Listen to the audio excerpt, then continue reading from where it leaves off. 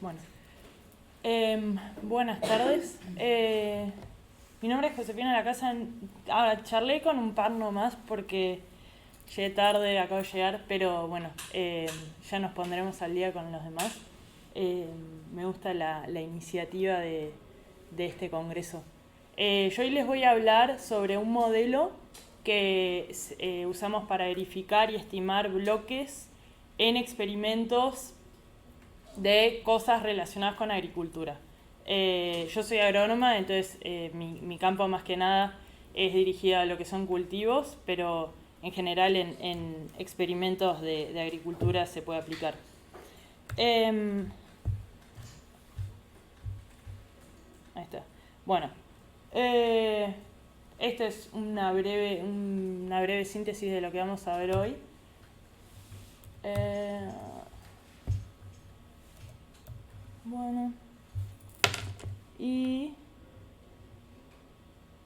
Bueno, empezando con curiosidades, yo estoy trabajando en la Universidad Estatal de Kansas, en Estados Unidos, que se fundó en el siglo XIX.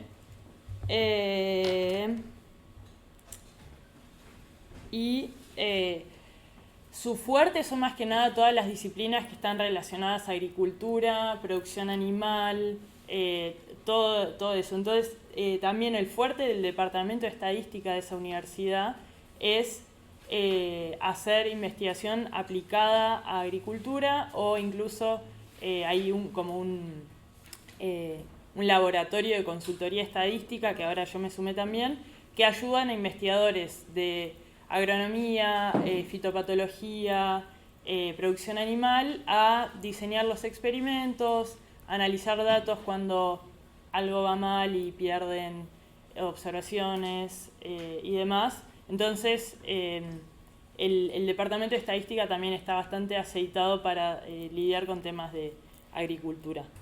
Y yendo más concreto al tema de hoy, les voy a hablar de experimentos y en general con un diseño experimental está asociado a un modelo estadístico en agricultura, porque sé que somos un grupo bien diverso, entonces como para tener más o menos un lenguaje en común. Esto es un campo experimental de la universidad esta, que queda en Scandia, en Kansas, como al norte de Kansas, que Kansas queda en el centro de Estados Unidos, centro. Y bueno, y si vamos a la esquina inferior izquierda, ahí hay un lote que se usa para hacer experimentos hace más de 100 años. Entonces, de vuelta, yendo a esto de que a cada diseño experimental se le asocia un modelo estadístico, en los experimentos que estudiamos acá, solemos ajustar modelos generalizados, depende de qué estemos estudiando, mixtos o no, donde podemos como lenguaje común decir que I surge de alguna distribución con media mu y dispersión phi. Y después con alguna link function de mu tenemos los predictores, las variables explicativas que están en X y beta, que son los parámetros de interés que en general estamos interesados en beta. Porque en X normalmente tenemos información en todo lo que es agronomía, por ejemplo, de genotipo, de tratamientos de labranza convencional o siembra directa, fertilizantes, fungicidas, todo tipo de tratamientos agronómicos. Eso está en la matriz en X. Y este modelo es así bien simple, siempre y cuando estemos asumiendo que tenemos un diseño completamente aleatorizado. Entonces cualquier tratamiento podría caer en cualquier lugar del lote y estamos asumiendo que todo el lote es homogéneo espacialmente. O sea que no es que en alguna parte del lote va a crecer más o menos, todo es igual y en principio si fuera todo el mismo tratamiento, todo crecería igual, todas las plantas crecerían igual. Y generalmente es rendimiento o plantas enfermas, depende, y eso también determina la distribución que vamos a usar para modelar. Entonces, este modelo está bueno, pero si alguna vez cualquiera salió al campo, se da cuenta que los puntos que están más cerca, o sea, los vecinos de un punto, todo lo que está cerca se parece entre sí, todo lo que está lejos se parece un poco menos entre sí. Entonces, con esa idea surge otro tipo de diseño experimental, que es el diseño en bloques, por ejemplo, bloques completos, donde básicamente dividimos el lote donde hacemos el experimento en varias áreas que asumimos que son homogéneas. Entonces, es como si fuera, esto viene de hace 100 años que con Fisher, casi lo podríamos tomar como el primer modelo espacial, si quieren, porque la idea es que así dividimos todos los puntos que se parecen entre sí.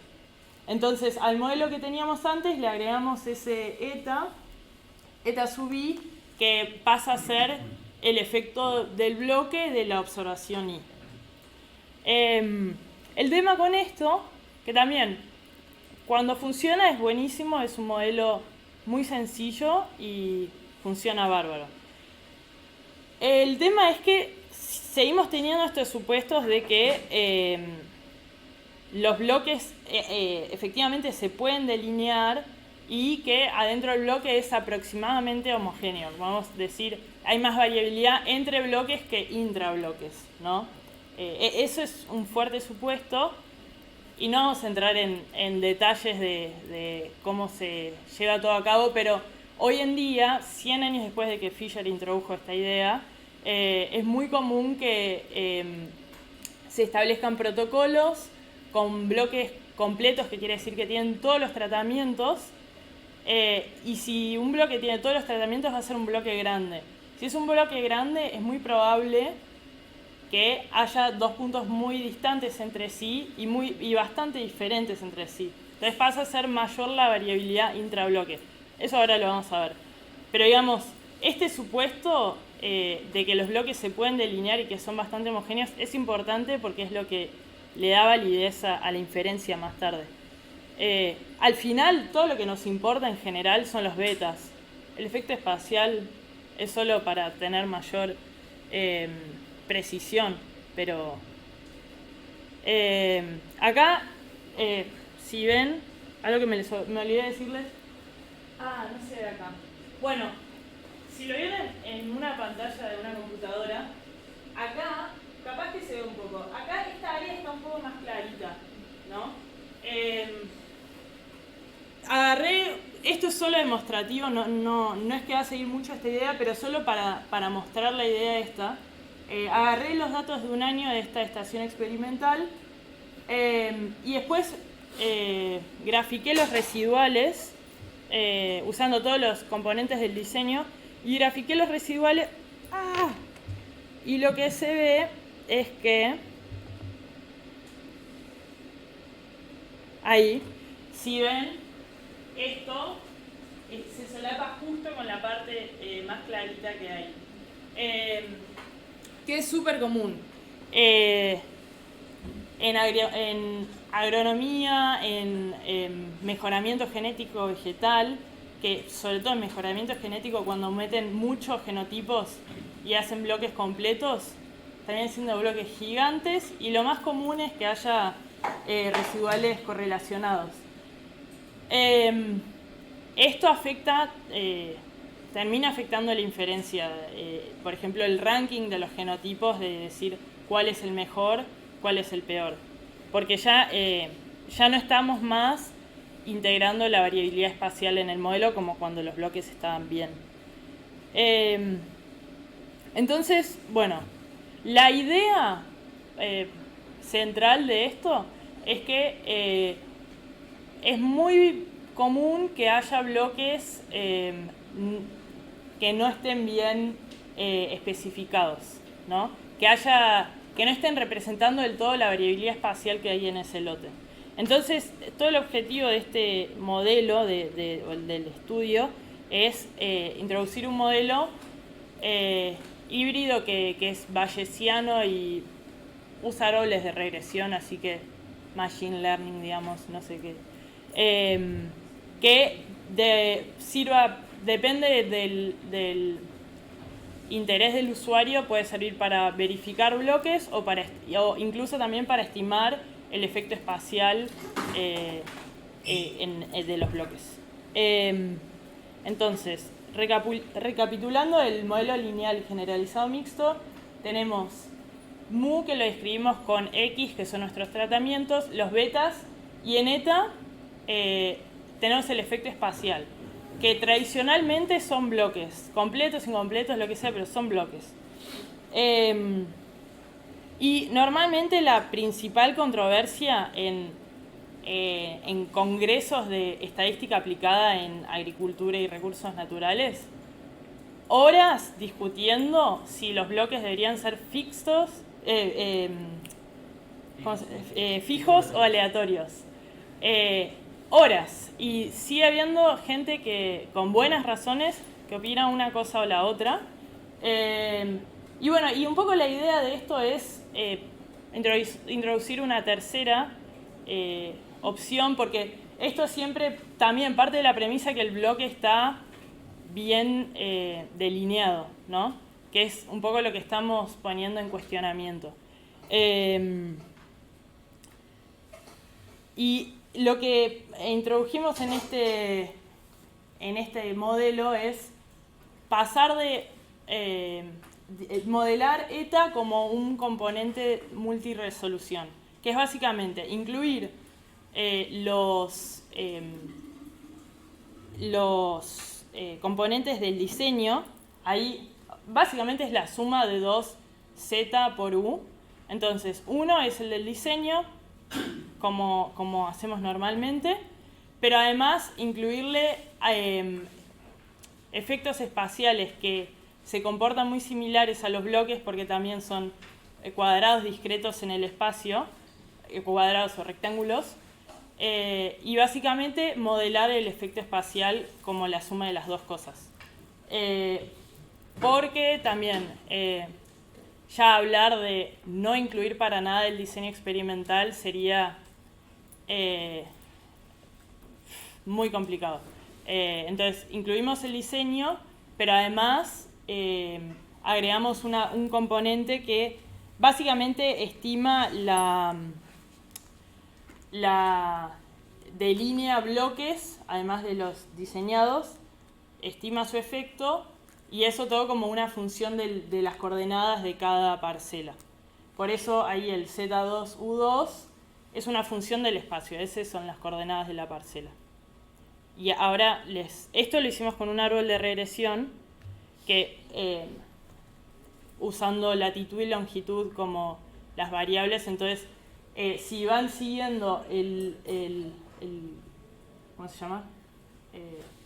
El árbol de la izquierda, básicamente los va a ir llevando a qué nodo final llegan, y así es como se modela esta especie de bloque estimado, ya no delineado pre-experimento, sino una vez que ya tenemos los datos. Entonces, todo esto lo hacemos, estimamos los betas, los U diseñados y los ZU, y los bloques estos que estamos estimando, lo estimamos todo al mismo tiempo con un modelo bayesiano, que tiene el componente tradicional, X beta, y después tiene el componente de diseño de los bloques, y después tiene un tercer componente que son estos árboles de regresión que van a ir estimando, delineando bloques y estimando su efecto. Y eso básicamente lo aplicamos a dos casos bastante conocidos en lo que es estadística aplicada en agronomía, que tienen dos distribuciones distintas. Uno, son datos binarios, que es un buen ejemplo porque tiene bastante poca información comparado con una distribución normal. Entonces, si funciona en estos casos, el modelo quiere decir que probablemente funcione muy bien bastante bien con datos gaussianos. En En este caso, en los dos casos, ya les muestro el otro, están estudiando distintos cultivares o distintos híbridos de trigo a la izquierda y de maíz a la derecha. Por eso en los X, en ambos casos, hay información de a qué genotipo pertenece. La beta dice qué genotipo va a rendir cuánto. Y después el eta es lo que volvimos a analizar en este caso. Porque estos son dos casos típicos donde el diseño no estaba bien delineado de entrada, ¿no? Inicialmente, en el experimento de la izquierda, que estudia resistencia a la mosca del trigo, cultivares de trigo, inicialmente eran bloques completos aleatorizados, y a la derecha teníamos maíz con bloques incompletos, pero que igual se notaba un gradiente espacial importante. Le aplicamos el modelo que de vuelta tiene los tratamientos, los bloques diseñados, y estima un efecto espacial que es muy parecido en la estructura a un bloque. Y lo que obtuvimos fue básicamente, además de los bloques diseñados, teníamos como si fuera uno acá, depende de cómo, no sé si se llega a ver, pero son unos 6 bloques o efectos espaciales que se parecen mucho a un bloque, que estaban presentes y no estaban siendo tenidos en cuenta con el diseño original, tanto en el estudio de la mosca del trigo como en el estudio del maíz, que si se acuerdan eran bloques incompletos que iban como de este a oeste, y estos son efectos que van de sur a norte. También, curiosidad, comparamos estos dos papers, también introducen otra forma de estimar efectos espaciales, pero bueno, y nuestros resultados eran bastante parecidos. Básicamente, la moraleja es que por lo menos deberíamos reconsiderar y verificar que los bloques que diseñamos fueron lo que realmente se expresó en el experimento. Y eso como principal aprendizaje de los ejemplos con datos. Y como una breve síntesis, la novedad de este modelo es que estimamos la disposición y el efecto de los bloques como ese segundo efecto espacial, también con una estructura que es muy compatible con el diseño experimental tradicional. Que más adelante vemos, todo esto se podría llegar a incorporar usando los posteriors de los bloques como información para diseñar el experimento del año que... Eso es lo más atractivo, a mi parecer, de esto, es que puedes realmente usarlo para hacer el diseño experimental del año siguiente, que idealmente no tendrías que arreglar algo post-hoc, sino diseñar por ahí, teniendo en cuenta los procesos espaciales que hay en el lote. Eso lo digo después, pero me parece que justo engancha con esto que es muy compatible con todo el framework de diseño experimental. Y básicamente, en cuanto a la performance, es bastante conveniente el hecho de que son árboles de regresión, entonces podés tener saltos en el espacio discretos, digamos, no como suavizados, como podrías tener con una spline, por ejemplo, porque esto es bastante común en agronomía si tenés un tratamiento en años anteriores donde, por ejemplo, se fertilizó y después se dejó de fertilizar, vas a tener algún salto discreto en el espacio, que es muy difícil de capturar con muchos modelos que asumen que es todo suavizado, que los procesos espaciales son suavizados. y es relativamente simple de programar. Esto sí lo hicimos con un sampler de Gibbs en R, pero es relativamente es bastante simple de programar, que es una suerte. Y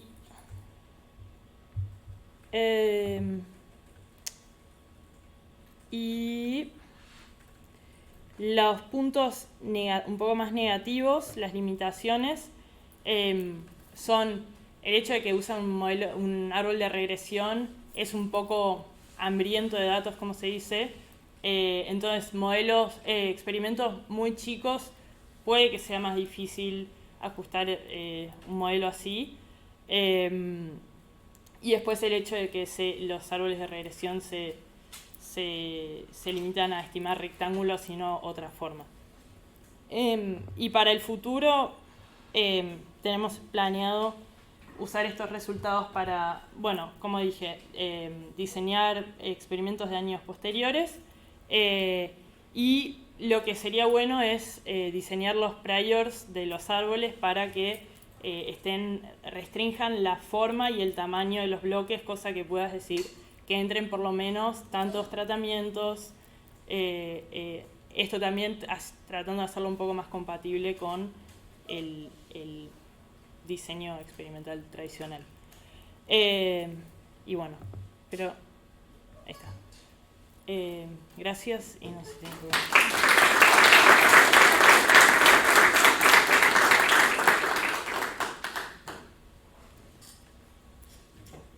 Una pregunta capaz que sí. conozco el tema, pero entiendo que detectaste ese efecto en los campos o en la distribución del experimento, pero también se ve si tiene un efecto significativo la variable de la regresión, o sea, el rendimiento. ¿Qué tiene un efecto significativo? O sea, comparando, no considerar esa distribución bidimensional del campo y sí. El tipo de regresión que haces o las variables predictivas que consideras cambian mucho.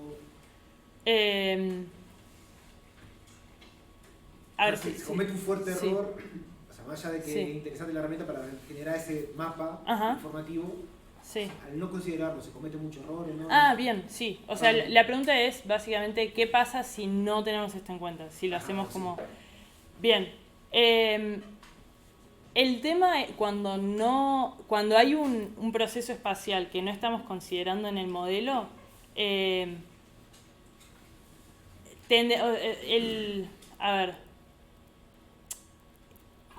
teoría igual tendríamos como el estimador insesgado, ¿no? Pero el tema es que cuando agregás, cuando tenés mucho ruido por el ambiente, es muy probable que que pierdas poder, para empezar. Eso muy frecuentista por ahí, pero que básicamente haya más ruido que señal y no puedas distinguir mucho una cosa de otra. Y después, eso en como cuando n se acerca a infinito. El tema es que es muy común, y esto, los ejemplos que mostraba justo, son ejemplos de eso. A veces por azar, incluso los mejores genotipos, los que rinden más, azarosamente terminan en los peores lugares. Entonces, si vos no incorporás el efecto espacial, a lo mejor incluso termines concluyendo que tu peor genotipo o que el mejor genotipo es malo, y capaz que lo sacás de un programa de mejoramiento vegetal porque te dio bajo en el ranking, cuando eso en realidad era más el ambiente en el que estaba creciendo. No sé si... Okay. ¿Y podría usar ese mapa también con efecto de remediación de suelos o algo? Es decir, tareas a futuras campañas para evitar o mitigar ese efecto. En muchos casos el efecto, o sea, el proceso subyacente de estas diferencias puede ser, no sé si para remediar, pero puede ser desde la topografía, que una parte es más baja y otra es más alta, y depende de donde estés bajo es mejor o peor, o la salinidad del suelo, pero por más procesos naturales en estos casos. Supongo que básicamente estás estimando un efecto espacial, así que si el contexto amerita, creo que podría ser para remediar. En realidad, como comentario aportando quizás eso, Sí. me imagino que ese efecto espacial en realidad está asociado con una caracterización del hábitat. Sí. Entonces, básicamente lo que vos también estás tratando de ver es cómo ese genotipo está asociado o no con esa Sí. caracterización de hábitat. Entonces, anularlo o no considerarlo te lleva a sobreinterpretar ese ruido o a malinterpretar Claro. lo que te resulta bueno. Sí. Entonces, reducirlo de esa manera me parece que está bueno. Te pregunto, o sea, no entendí cómo lo usarías para diseñar experimentos a futuro. Buena pregunta. Vos cuando especificás o sea, la pregunta de vuelta, ¿cómo usar las posteriors de los distintos bloques para diseñar bloques a futuro? Básicamente esto te termina dando estos mapitas del efecto espacial. Entonces, esto considerando que esto es la parte del estimado. Después tendrías que juntarlo con el bloque para ver el efecto espacial total, digamos. Para el diseño, podrías incluso usar las posteriors y diseñarlo así para la parte de la aleatorización. Ahí entra en juego esto de que idealmente restringís los bloques estimados a un tamaño o a un formato para que esa parte sea más, ¿cómo se llama? Compatible con el diseño experimental tradicional. Y después también siempre podés, otra idea es hacer como una suerte de elicitación experta, donde le preguntás a un experto que conoce el lote, le decís, bueno, para vos, ¿qué zonas del lote son bastante homogéneas? Y te va a hacer un dibujito que probablemente no sea un bloque completo. Y eso lo usás como un prior para los bloques también. Todo depende de qué... Y entonces después, en vez de simplemente dividirlo todo homogéneo, Sí. usás los bloques del año pasado y decís a esta área la trato así. Claro. O aleatorizás los tratamientos adentro de eso. Pero como Sí. que dibujan las fronteras Claro. en base a lo que pasó el año pasado. Sí. Ah. Bueno.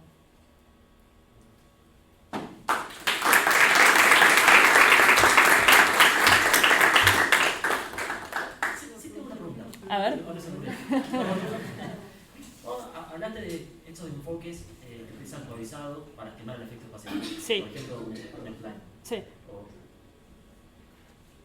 ¿Sabés si existe algún trabajo que mezcle algo como esto, que establece frontera más discreta, Sí. con algo que dentro de esa frontera discreta algo suavizado? Porque lo que dijiste vos de que en el blog, en este sector, hace 2 años se aplicó determinado producto que dejó un residuo en el suelo, que por lo tanto es diferente que al lado 50 centímetros con un spline o con un procesador gusano no lo vas a capturar, porque va a decir que es suave. Sí. Pero para ser totalmente rígido, también como de cierta forma me dice, bueno, en este cuadradito esto igual. Ujú. Entonces, existe bueno, divido en cuadraditos, pero dentro de los cuadraditos meto...